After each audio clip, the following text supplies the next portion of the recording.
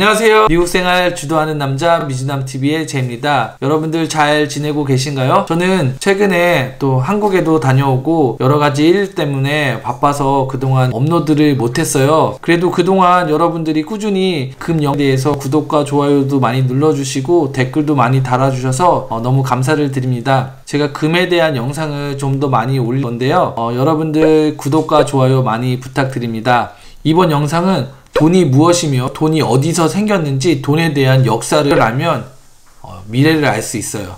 바쁘신 여러분들 위해 바로 본론 들어갑니다. 돈이란 도대체 무엇인가 한번 생각해 본 적 있습니까? 이제는 알아야 합니다. 문득 신기하게도 돈을 가지고 사기치는 영화를 봤어도 시중에 돌고 있는 화폐에 대한 진실을 다룬 블록버스터 영화 한 편이 없다는 것이 이상합니다. 그리고 어느 학교에서도 돈의 본질에 대해 공부하는 곳이 전혀 없다는 것입니다. 충분히 의심해 봐야 합니다.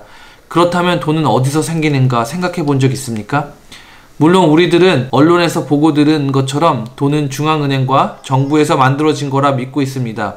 그러나 그것은 반만 맞은 반쪽짜리 진실입니다. 우리가 보통 돈이라고 생각하는 동전이나 지폐는 실제로 하는 연방정부 기관에 의해 모두 생산된다라고 알고 계시는 분들이 많겠지만 대부분의 돈은 조폐창에서 만들어지지 않습니다. 조폐창에서는 은행의 예치금 정도 아주 조금의 실질 화폐만 만들어낼 뿐이며 진실은 우리가 알고 있는 시중은행이라고 하는 사기업에 의해 매일 막대한 규모로 만들어지고 있는 것입니다. 사람들의 대부분은 예금자가 맡긴 돈을 은행에 대출해준다고 믿고 있는데 이것은 완전히 틀린 이야기입니다. 실제 은행은 자신이 벌어들인 돈이나 예금을 빌려주는 것이 아니라 돈을 빌리는 사람의 상환 계획서와 신용담보를 이용해 대출해주고 돈을 만들어내는 것입니다. 은행을 통해 돈을 빌린 대출자는 대출 원금의 이자를 덧붙인 금액을 포함해서 은행을 통해 상환하거나 혹은 집이나 자동차와 같은 기타 담보물을 잡힌 자산을 내놓겠다는 노예계약서를 작성하는 것이죠. 그리고 은행은 노예계약서를 통해 차임금의 계좌에 대출 금액을 써놓는 행위로만으로 은행 금고에도 존재하지도 않는 돈을 마술처럼 생산해버립니다. 실제 화폐는 존재하지도 않는데 통장에 덩그러니 찍힌 숫자만으로 가상의 돈을 마구 생산해낸다는 것이죠. 너무 황당하고 터무니없는 말처럼 들리겠지만 이것은 엄연한 사실입니다. 지금 여러분들의 통장에 찍힌 숫자들도 실제 화폐에는 존재하지 않는 숫자만 찍혀 있는 것입니다. 여러분들이 예금한 돈을 은행에 다시 찾으러 갈 때 은행에서는 가지고 있는 최소의 실질 화폐로 바꿔주는 것입니다. 이것은 지급준비금이라고 하는데 은행이 예금한 고객에게 줄 돈을 쌓아놓는 비율입니다. 만약 은행에 돈을 예금한 모든 사람들이 돈을 찾는 상황이 발생한다면 은행은 소량의 지급준비금의 부족으로 인해 모두에게 돈을 주지 못하는 은행 부실 사태를 뱅크런이라고 말합니다. 실제로 이런 것을 방지하기 위해 하루 한도액을 만들어 인출하지 못하게 안전장치를 해두었습니다. 내 돈 빼는데 빼지 못하는 경우들 종종 있을 것입니다. 이런 사기가 어떻게 유래되었냐면 돈의 역사를 이야기식으로 제가 전달해 드리도록 하겠습니다. 자세히 들어보시면 지금의 은행 시스템이 어떻게 생겨났는지 아시게 될 것입니다. 대충 아시는 분들도 계실 것이고 또 무릎을 탁 치시는 분도 계실 것입니다. 과거에는 다양한 물건들이 돈으로 사용되었는데 우선 돈은 휴대가 간편했고 가치가 거의 변하지 않으면서 식량이나 의복, 집처럼 실질 가치가 있는 물건과 교환이 가능할 수 있는 신용을 가져야 그래서 초창기에는 조개 껍질, 코코아 열매, 아름다운 돌, 심지어 깃털도 돈으로 사용되었을 때가 있었지만 이것은 흔하게 구할 수 있어서 그 가치가 쉽게 떨어졌습니다. 그래서 그들이 고안해서 만들어낸 것이 금과 은입니다. 금과 은은 한정적이며 눈부시도록 아름답고 반짝이며 무엇보다 변하지 않고 가공이 쉬운 이점 때문에 사람들 사이에서 매우 매력적인 가치를 지니게 되었으며 자연스럽게 금과 은을 다루는 전문가들도 생겨나기 시작했습니다. 금과 은을 다루는 전문가 금세공사는 금속 화폐를 휴대하기 편하게 주조함으로써 거래를 쉽게 편리하게 만들어 주게 됩니다. 이 금속 화폐는 누가 먼저 할 것 없이 사람들 사이에서 표준화로 사용되기 시작했고 금화의 가치는 무게와 순도로 보증되게 되었던 것입니다. 금의 가치가 높아지자 많은 사람들은 귀금속 제작이나 금화로 변환해 쓸 수 있도록 금 세공사를 통해 의뢰하기 시작했으며 당연히 금 세공사는 많은 금을 보관할 금고가 필요할 수밖에 없었습니다. 금을 보관할 금고가 만들어지기 시작하자 이제는 사람들이 금 세공사를 통해 자신의 금화나 기금품들을 안전하게 보관할 수 있도록 금고의 공간을 대여해 달라고 요청하기 시작했습니다. 금 세공사는 돈을 벌 목적으로 금고의 모든 선반을 대여해 주기 시작했고 대여 소득을 얻게 되었습니다. 영국에서 금을 가진 사람이 금 세공업자에게 금을 맡기고 금 대신 보관증을 수령받기 시작했습니다. 금 보관증이 그리하여 금 대신 거래되기 시작했습니다. 금 세공업자는 사람들이 한꺼번에 모든 금화를 찾으러 오지도 않고 동시에 몰려들지도 않는다는 것을 깨닫게 됩니다. 시간이 흐르자 금 세공업자는 금화를 빌려주고 받은 이자로 막대한 부를 축적하기 시작했고 금을 맡긴 사람들은 항의하기 시작했습니다. 이때 금 세공업자는 금화 소유자에게 이자를 나누어 주는 것을 제안합니다. 그래서 은행이 탄생하기 시작했죠. 그때부터 금 세공업자는 금고에 있지도 않은 금화를 빌려주기 시작합니다. 금 세공사는 돈을 벌 목적으로 금고의 모든 선반을 대여해 주기 시작했고 대여 소득을 얻게 되었습니다. 금 세공사는 금 대여업을 통해 한 가지 기가 막힌 사실을 알아차게 되는데 금을 맡긴 사람들이 실제로 금을 되찾아오는 경우가 별로 없거니와 한 번에 몰려오는 상황은 전혀 없었다는 것입니다. 그 이유인 즉슨 바로 금 세공사가 써준 보관증이 금을 대신해 장터에서 금화처럼 거래되고 있었기 때문이었습니다. 그들이 금 대신 보관증을 거래한 이유는 종이돈이 무거운 금속 화폐보다 훨씬 가볍고 편리하였을 뿐만 아니라 거래 때마다 하나하나 힘들어 순도를 헤아릴 필요 없이 무게를 잴 필요 없이 그냥 금약을 써넣기만 하면 되었기 때문이었습니다. 이러한 사실을 깨달은 금 세공사는 번떡이는 아이디어 사업을 추진해 나갔습니다. 바로 금 세공사 자신이 보유한 금 계약서를 이용해 이자를 붙여서 금을 대출하는 사업이었습니다. 지금껏 보관증이 금 대신 거래되었기에 사람들은 자연스럽게 실제 금보다 금 세공사가 써준 증서의 형태로 된 대출금을 원하기 시작했습니다. 확대되어 감에 따라 사람들은 더 많은 금을 필요하게 되었고 금 세공사로부터 더 많은 대출 증서를 받기 원했습니다. 상황이 이렇게 되자 금 세공사는 더 획기적인 아이디어를 생각해내게 됩니다. 물론 금을 맡겨놓은 많은 사람들이 실제의 금을 다시 되찾아가는 일은 거의 없음을 알고 있었기에 세공사는 자신의 금과 예금자의 금 모두를 자신의 담보물로 설정하고 더 많은 금 대출 증서를 발행하기 시작했습니다. 대출금이 상환되기만 한다면 예금자들이 자신의 금이 없어진 줄 알 수도 없을 뿐더러 다시 상환되었기에 어떠한 문제도 일어나지 않을 것이라고 판단했던 것입니다. 금 세공사는 이제 세공사가 아닌 돈을 빌려주는 사채은행이 되어 자신의 금을 빌려줄 때보다 더 많은 금을 대여했으며 당연히 훨씬 더 큰 이익을 챙기게 되었습니다.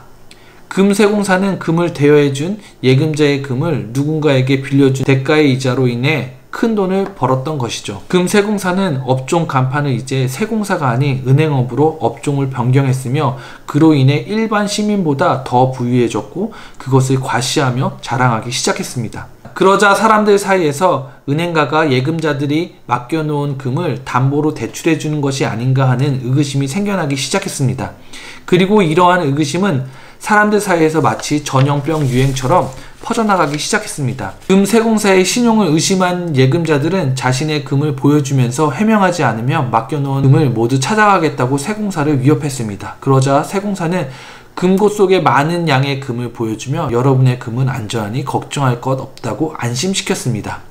그렇게 사람들을 안심시킨 금 세공자는 사람들의 돈을 걷어들이기 위해 더더욱 큰 사기를 계획하기 시작합니다. 바로 금고에 있지도 않는 금을 담보로 하는 대출 증서를 마구 찍어내기 시작했던 것입니다. 금 세공사에 그칠 줄 모르는 욕심으로 인하여 금 대출 증서의 무분별한 발행은 사람들이 다시금 금 대출 증서를 의심하기 시작하면서 금 대출 증서의 신용과 가치는 또다시 급락하기 시작했으며 이를 의심한 모든 사람들이 금 대출 증서를 통해 진짜 금을 찾는 사태가 일어나기 시작했습니다.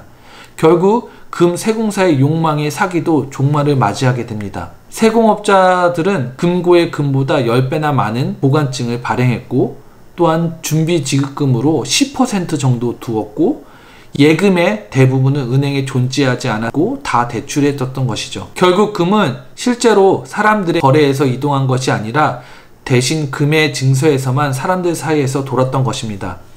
그런데 문제는 금의 보존량보다 사람들 사이에서 돌아다닌 금의 대여 증서가 기입된 금의 양이 압도적으로 많았다는 점입니다. 결국 세공사의 금고 속의 금은 지급준비금이라고 할 수 있으며 시중에 돌아다니는 금 대여증은 화폐라고 볼 수 있습니다. 이제 많은 세월이 흘러서 금 세공사들은 사라지고 대신 부분준비제도, 연준과 각국 중앙은행과 사은행들의 상호관계가 세계의 지배적인 통화 시스템을 구축하게 되었습니다. 화폐의 근본이라 할 수 있는 금은 점차적으로 활용성에서 도태되어 갔습니다. 현대에는 돈의 본질이 바뀌었습니다. 과거 금본위 제도 때만 해도 지폐는 실제 금과 은으로 교환될 수 있었지만 지금은 지폐나 전자달러 같은 화폐 교환만 가능할 뿐입니다. 이제 깨달아야 할 점은 과연 정부와 은행 양쪽 모두가 이렇게 돈을 부풀리기 시작한다면 도대체 얼마나 많은 돈이 세상에 존재하는가 하는 것입니다. 과거의 돈의 총량은 실제로 존재하는 금괴에 비례하여 총량에 한정되어 있었습니다. 예를 들면 새로운 금화나 은화를 제조하기 위해서는 그 양만큼의 금광이나 은광을 발견해서 캐내야만 했던 것이죠. 오늘날의 돈은 금과 은과 아무런 상관없이 가상의 형태로 부풀려지는데, 즉 새로운 돈은 누군가 은행에서 대출 받을 때마다 만들어지는 것입니다. 그 부작용의 결과 은행에 조건 없이 만들어질 수 있는 돈의 총량의 한계라는 것이 없어져 버렸습니다. 굳이 지금의 화폐의 총량을 제약하는 것이 있다면 채무, 즉 부채의 총량이 돈의 총량이 되는 것이라고 보면 됩니다. 돈이 만들어지는 과정은 이렇습니다. 정부와 중앙은행을 통해 새롭게 찍어낸 돈을 준비예금 제도를 통해 최소의 은행의 실물 화폐 보유율만을 법적 한도로 설정해 놓습니다.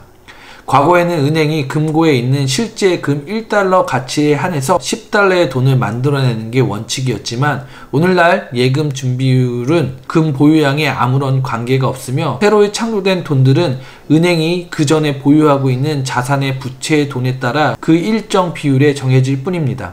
은행의 예금 준비율은 은행들이 사람들에게 대출해준 돈의 9분의 1 수준입니다. 즉 각각의 사은행이 중앙은행으로부터 100원의 예금 준비율에 실제 돈을 받았다면 은행이 100원을 무려 1000원으로 부풀려 시중에 대출금으로 투자하게 되는 것입니다.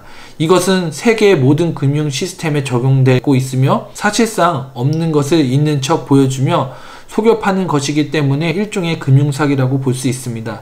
최근 몇십 년 동안 은행들의 집요한 로비 활동 결과로 인해 각국의 중앙은행에 예치금을 두어야 한다는 예금 준비 비율 규칙은 몇몇 나라에서는 거의 사라져 버렸습니다. 현재 은행의 실제 준비율은 9대 1보다 훨씬 높아지게 되었는데, 대출과 계좌 유형에 따라 적게는 20대 1, 많게는 30대 1, 이제는 흔한 경우가 되어버렸습니다. 그리고 최근에는 대출 수수료를 이용함으로써 은행들은 이제 준비율이라는 제약에서 완전히 우회하는 길을 준비 중입니다. 결국 규칙은 복잡하지만 상식적으로 현실을 보았을 때 돈의 실제는 매우 간단합니다. 은행은 이미 우리가 돈을 빌릴 수 있는 한도가 없을 정도의 거의 무제한적인 돈을 만들어낼 수 있다는 이야기입니다. 이렇게 찍어낸 가상의 돈 95% 이상은 누군가 은행에 찾아와 담보와 신용을 통해 부채의 짐으로써 쉬지 않고 새롭게 만들어지고 있는 것입니다.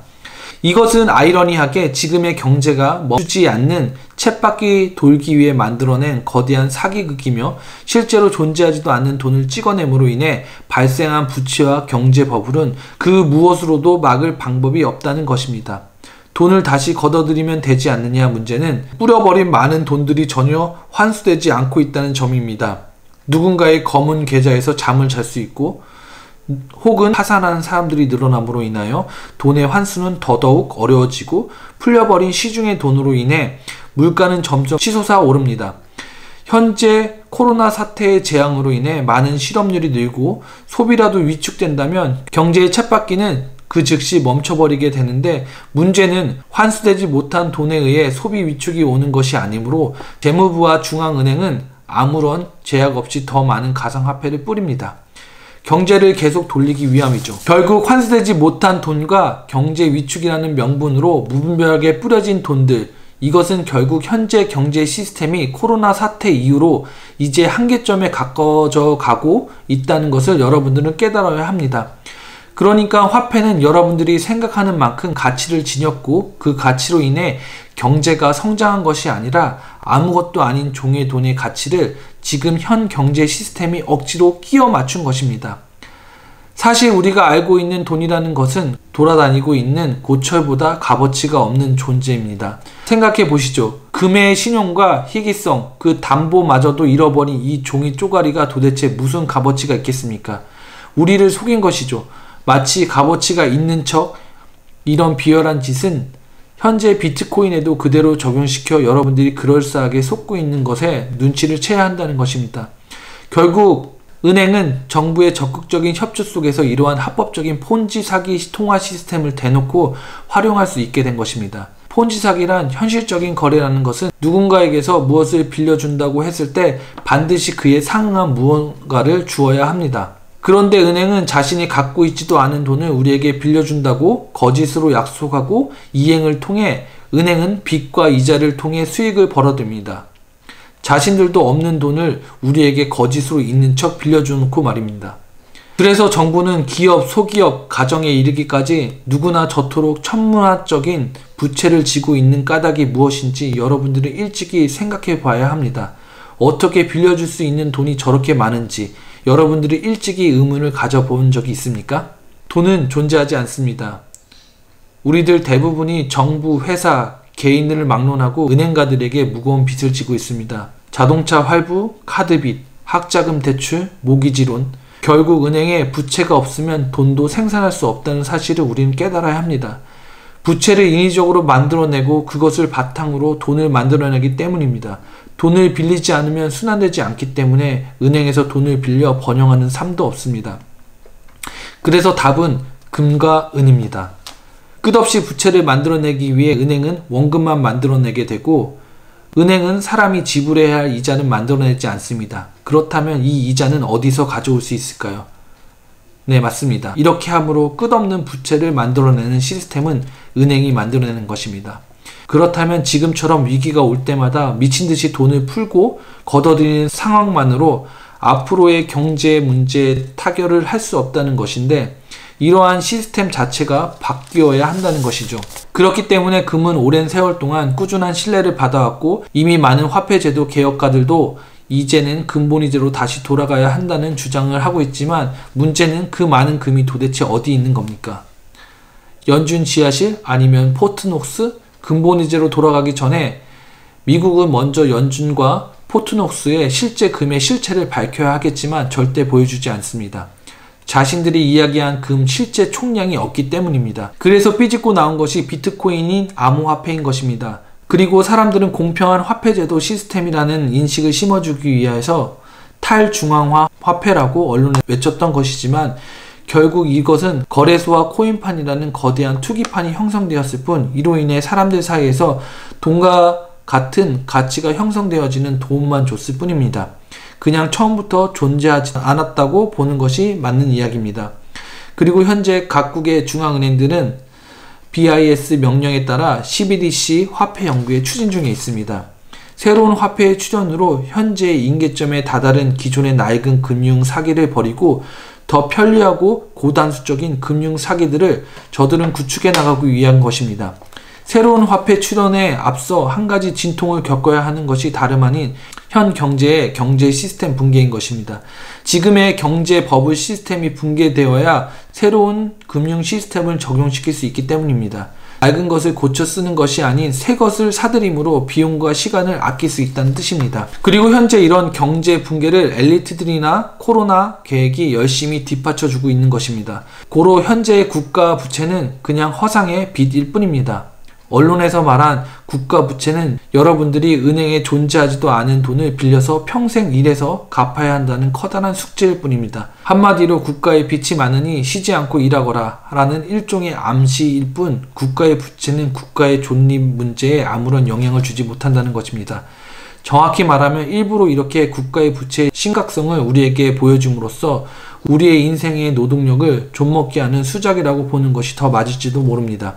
그러니 한마디로 국가 부채는 아무런 의미 없습니다. 그냥 여러분들이 더 열심히 일생의 대부분을 노동하게 만드는 명분을 보여주는 것 뿐입니다. 우리가 지금껏 민주주의의 자유라고 믿어온 것은 실제로 교묘하게 보이지 않는 엘리트들의 경제적 독재 체제일 뿐입니다. 현대의 은행 제도는 지금도 무에서 돈을 제조해내고 있으며 이제는 생산조차 필요 없는 CBDC 발행을 구상 중에 있습니다. 이러한 흐름은 과거에 발명된 그 어떠한 범죄 수법보다 뛰어난 매우 천재적인 사기라고 볼 수 있는 것입니다. 처음부터 은행업은 부정직한 마음에서 구상되었고 사람들의 욕심을 이용한 사기 수법을 통해 태어났습니다. 은행가들은 있지도 않은 가상의 돈을 이용해 지구상의 대부분의 사람들의 노동력과 기업을 소유하게 되었습니다. 그런데 다시금 코로나를 통해 경제를 붕괴시키고 새로운 CBDC 화폐를 통해 돈을 만들어내는 힘을 그대로 맡겨놓는다면 지금의 악몽은 지금보다 더 격렬한 통제를 저들에게 지구의 모든 인류와 기업을 종속받게 될 것입니다. 그렇기 때문에 그들에게서 돈을 독점적으로 만들어내는 권력을 박탈해야 합니다. 돈이라는 의미는 나쁜 것이 아니라 저들이 돈을 이용해 독점하는 상황이 나쁜 것임을 분명히 말씀드리고 싶습니다. 전 세계의 상대로 거짓으로 대놓고 금융사기를 치고 있는데 돈이라는 의미가 나쁜 것이 아니라 저들이 돈을 이용해 독점하는 상황이 나쁜 것임을 분명히 말씀드리고 싶습니다. 전 세계를 상대로 거짓으로 대놓고 금융사기를 치고 있는데 저들의 소유의 은행들은 아무런 제재를 받지 않는 것 자체가 이미 세상의 모든 것이 바로 소수 엘리트라는 증거입니다. 마치 카지노와 같은 것이라고 봐야겠죠. 내가 하면 불법, 나라가 하면 합법인 것처럼 말이죠. 대부분의 은행에서 일하는 사람마저 모릅니다. 현재 지구상에서 살고 있는 모든 사람들이 일생 동안 절대로 청산할 수 없는 노예가 되어가고 있습니다. 이것은 결코 우연히 일어난 사태가 아닙니다. 결국 세계의 통화량을 통제하는 사람은 그 누구인지 산업과 상업의 절대적인 주인이 된 마치 반지의 제왕의 반지처럼 말이죠. 이쯤 되면 우리는 깨달아야 합니다. 바로 화폐는 엘리트들이 우리의 인생과 시간을 자신의 뜻대로 조정하기 위해 만들어낸 것이고 이것은 아무런 가치가 없는 사기 중의 사기, 종이 쪼가리라는 것이죠. 오늘은 이렇게 돈의 역사에 대해서 말씀드렸는데요. 그래서 답은 금과 은입니다. 실물 금과 은으로 전환해서 자신의 재산을 지키시기 바랍니다. 앞으로 미주남TV는 여러분의 소중한 재산을 지킬 수 있도록 돕는 역할을 하고자 합니다. 시청해주셔서 감사합니다.